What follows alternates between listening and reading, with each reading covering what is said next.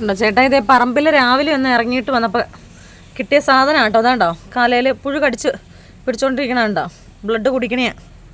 അപ്പോൾ ഉപ്പ് എടുത്തോണ്ട് വരാൻ എന്നോട് പറഞ്ഞു. എന്നാന്ന് നോക്കിയപ്പോൾ സംഗതി ഇതാട്ടോ. നമുക്ക് ഉപ്പിട്ട് കൊടുക്കാം.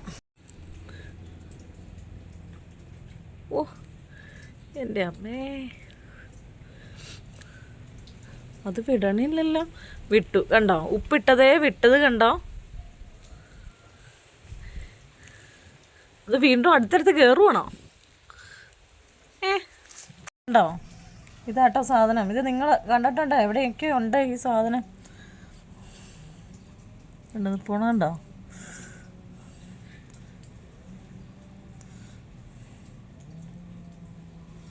ചാവില്ല ഉപ്പിട്ട ചത്താ. അതിനട്ടെ ഇപ്പം ചോര വരാത്തെ? ഇതിപ്പോൾ കടിക്കാൻ തുടങ്ങിയതേ ഉള്ളൂ, കയറിയതല്ലേ ഉള്ളൂ. അതുകൊണ്ടാണ് ഇത് വലിച്ചു പറഞ്ഞു കഴിഞ്ഞാൽ അത് ഭയങ്കര ചൊറിച്ചിലായിരിക്കും. അതാ ഉപ്പിടാൻ പറഞ്ഞത്. ഉപ്പിട്ട് കൊന്നു കളയുവാണെങ്കിൽ ചൊറിച്ചിലുണ്ടാകില്ല. എന്നാലും ചൊറിയും. ഇടുവാണെങ്കിൽ തന്നെ വിട്ടു നോക്കുള്ളൂ. മറ്റു വലിച്ചു പറിച്ചു കഴിഞ്ഞാൽ അത് കടിച്ചു പിടിച്ചേക്കുന്നത് വലിച്ചു പറിച്ചു കഴിയുമ്പോഴത്തേക്ക് അതിൻ്റെ അകത്ത് അതിൻ്റെ ഇത് വരും, അതിൻ്റെ കൊല്ലിയില്ലേ. അതുകൊണ്ട് ആ സാധനങ്ങൾ അതുകൊണ്ട് ഉപ്പിട്ട് കളയുവാണെങ്കിൽ ചൊറിച്ചിൽ കുറവായിരിക്കും. ഇന്ന് രാവിലെ മുളക് പറിക്കാൻ ഇറങ്ങിയതാട്ടോ. കാന്താരിയൊക്കെ മൊത്തം തീർന്നു. നമുക്ക് ചക്കയ്ക്കും കപ്പയ്ക്കൊക്കെ കാന്താരി വേണ്ടേ. ഇങ്ങോട്ട് ഇറങ്ങാത്തതുകൊണ്ടേ ഇത്രയും കിട്ടിയിട്ടുണ്ട്. ഇതിൻ്റെ ചോട് മൊത്തം വള്ളയായി. ഇതിൻ്റെ ചോട് തെളിക്കാണ്ട് എവിടെ നിന്ന് കിട്ടാനും അല്ലേ. കത്തിയൊന്നും എൻ്റെ കയ്യിലില്ല.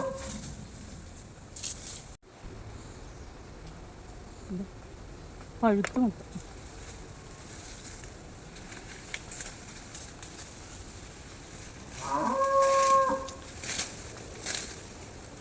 മൊത്തം വള്ളിക്കെട്ട് കയറി.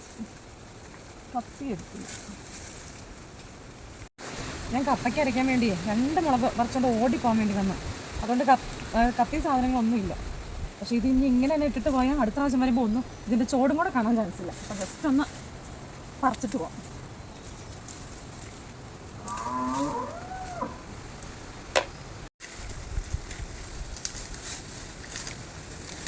എല്ലായിടത്തേക്കും എങ്ങനെയുണ്ട് മഴയൊക്കെ? ഇവിടെ ഭയങ്കര മഴയും കാറ്റും തണുപ്പ്, ഭയങ്കര തണുപ്പാട്ടോ. നമ്മുടെ പൊന്നൂസൊക്കെ അങ്ങ് ഇപ്പോഴും ഓക്കെ ആയിട്ടില്ല. ഓക്കെ ആയി വന്നുള്ളൂ. ഫുഡ് കഴിക്കില്ല, അതാണ് വിഷയം.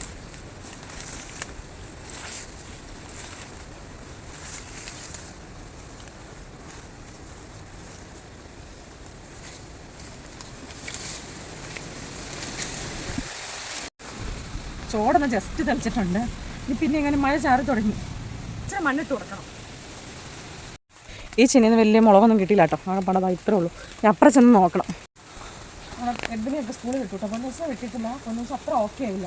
അപ്പോൾ അങ്ങനെ ഫുഡൊന്നും കഴിക്കാത്തതുകൊണ്ട് ക്ഷീണം അങ്ങനെ മാറുന്നില്ല കേട്ടോ. അപ്പോൾ അത് കഴിഞ്ഞ് ഞാൻ അടുത്ത നമ്മുടെ മുറ്റത്ത് വയ്ക്കണ ചീനി കേട്ടോ. ഇതിൽ അത്യാവശ്യം മുളകൊക്കെ ഉണ്ട് കണ്ടോ. പൂവൊക്കെ ഉണ്ടായിട്ടുണ്ട് ഇഷ്ടമാതിരി കണ്ടോ. ഇപ്പം എന്ന് വെച്ചാൽ ഇപ്പോൾ കാന്താരി ഇല്ലാണ്ട് ഒരു രക്ഷയില്ല. പനി വന്നേ പിന്നെ എല്ലാത്തിനും നല്ല എരിവ് വേണം. പിള്ളേരാണെങ്കിലും പറയണേ ഇച്ചിരി എരിവ് വേണമെന്നാണ്. അതുകൊണ്ടാണ് എന്നാൽ ഞാൻ ഓർത്ത് വന്നാൽ എല്ലാത്തിനും ഇച്ചിരി ഉള്ളത്തിനും എല്ലാം മുളകങ്ങ് പറിച്ചേക്കാൻ. ഞാൻ അപ്പുറച്ച് നോക്കിയപ്പോഴേ അതേലെ മുളകെല്ലാം പഴുത്ത് നിൽക്കുമായിരുന്നു. അപ്പോൾ എല്ലാത്തേലും പഴുത്ത് നിന്ന് ചീനി പോകില്ലേ. ഇതുണ്ടോ, ഇതേലും കുറച്ചുണ്ടായിരുന്നു തകിട്ടി. ഇത് ഞാൻ ഇടയ്ക്ക് ഇങ്ങനെ ചാണകപ്പൊടിയും വളവും ഇവിടെ ഓരോന്നിനെ എടുക്കുമ്പോഴേ ഇട്ട് കൊടുക്കണേ. അതുകൊണ്ട് ഇത് വലിയ കുഴപ്പമില്ലാറും അത്രേ ഉള്ളൂ.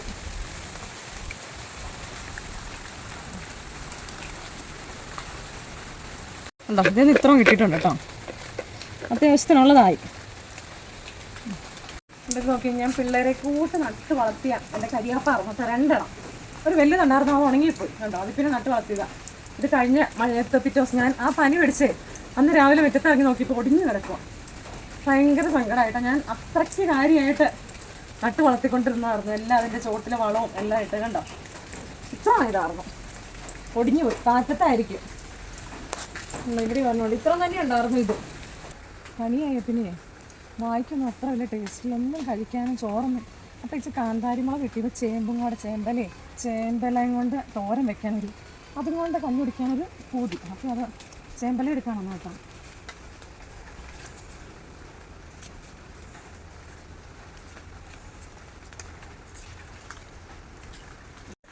മറ്റേ ചേമ്പും കണം കൊണ്ടാവണ ചേമ്പൊന്നും അല്ല കേട്ടോ, കാട്ടു ചേമ്പ് പോലത്തില്ല. പക്ഷെ കറി വയ്ക്കുമ്പോൾ ഇതിന് അങ്ങനെ ചൊറിച്ചിലെ കാര്യങ്ങളൊന്നും ഉണ്ടാവില്ല കേട്ടോ.